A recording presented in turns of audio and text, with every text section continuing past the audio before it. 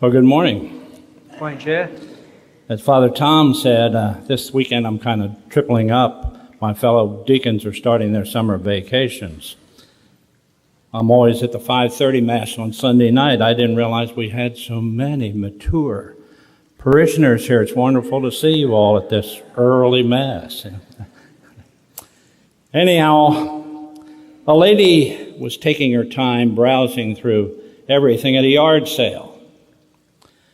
And in a conversation with the homeowner when she was ready to check out, she said, "My husband's going to kill me when he finds out I stopped at a yard sale."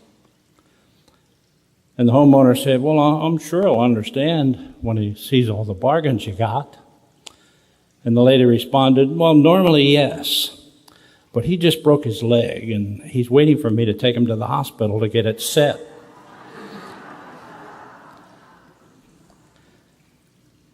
Some things in life can't be delayed, but we do delay them. Not for any sinister reasons, but because we don't attach any real urgency to them. And that's called the "but first" syndrome. While Jesus was on the road to Jerusalem, he encountered three men. The first man told him, "I'll follow you wherever you go." And we've probably felt like that at some time or another. We've had mountaintop experiences or other inspiring experiences when we felt close to Christ, and in our hearts we said, "I'll go wherever you want me to go. I'm yours. Do with me as you will." But time's gone by, and the truth of the matter is that we've lived pretty much ordinary lives since then. There's been plenty of instances where we could have served Christ better, but somehow other things got in the way. And the point is that in some situations, we might say, "Yes, Lord, I'm yours," but Christ knows we're just caught up in the moment. That's probably what happened to that first man who said to him, "I will follow you wherever you go."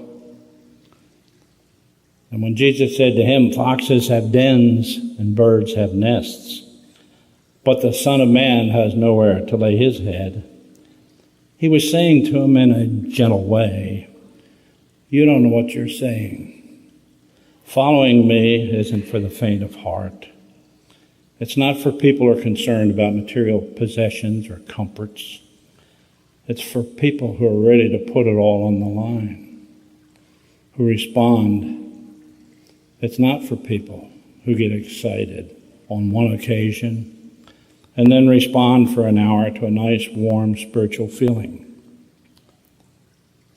It's for people who are ready to be Christ's man or Christ's woman, regardless of the current circumstances of their life or what's happened to them at that moment. When Jesus encounters the second man, he says, "Follow me." And the man replies, "Let me go and bury my father." And this man, too, is suffering from the "but first" syndrome. Why is he talking to Jesus if his father has just died? In the first century, Jews buried their dead almost immediately, usually the same day. Back then, there weren't any well-equipped mortuaries to handle such things.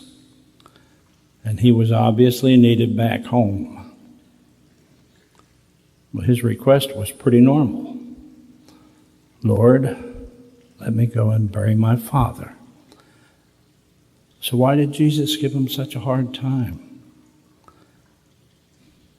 Maybe the man's father hadn't died.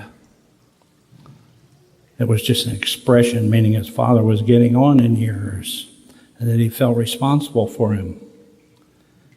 Many of us can identify with that. As long as mom and dad depend on me, I better stay home. The third man's request seems reasonable.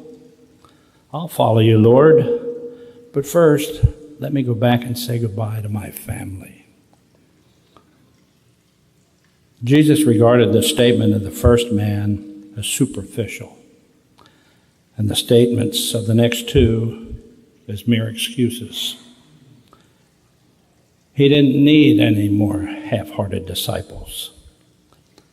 He wanted people who were ready to make a full commitment. Jesus wasn't looking for fans. He was looking for followers. Fans are easy to come by. Show the world that you're a winner, as the world defines a winner, and the world will regard you with adoration. Jesus wants people who will walk in his footsteps daily, regardless of their circumstances.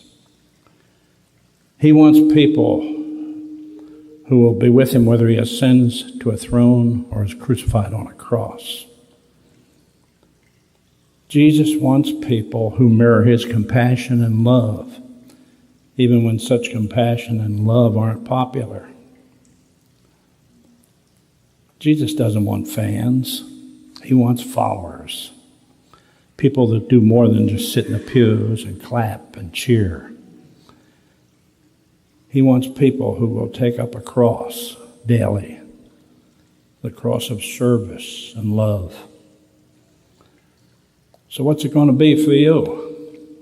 But first, or are you ready for it?